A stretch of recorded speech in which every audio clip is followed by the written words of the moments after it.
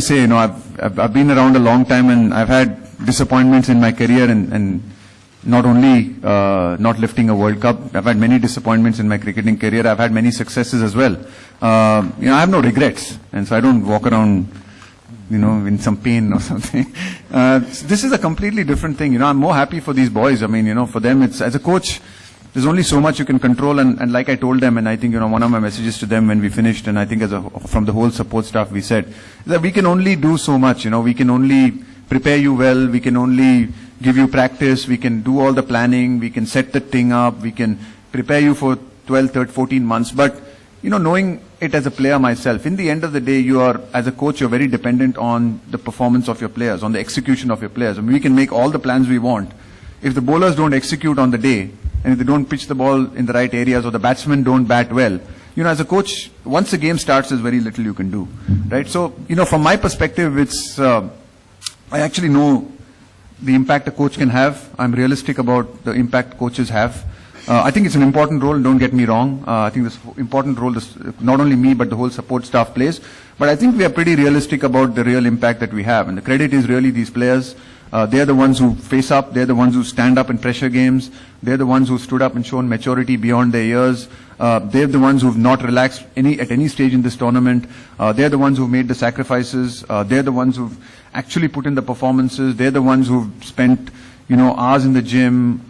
They're the ones who's pushed us to make them practice more. So the credit is entirely theirs, and I'm really happy for them. Yeah, I think you got to ask them, man. I don't think they're listening to me too much.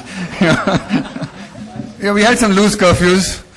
Look, I think we had some kind of loose curfews. Sometimes the boys would follow it, sometimes they just skinch a bit, which is fine. They're teenagers, and I've been a teenager myself, and No, like I said earlier, I think I answered that. In one of the things that I answered that question to say that I think what's really impressed me is the level of maturity that these boys have, the exposure that they have, the confidence levels that this generation of players has.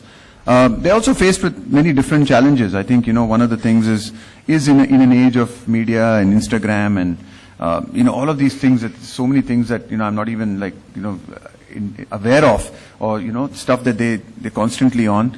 I think and that's in its own way brings its own level of challenges. It brings its own level of scrutiny and media attention, and they're having to deal with it, and they're finding their own sort of ways in dealing with it.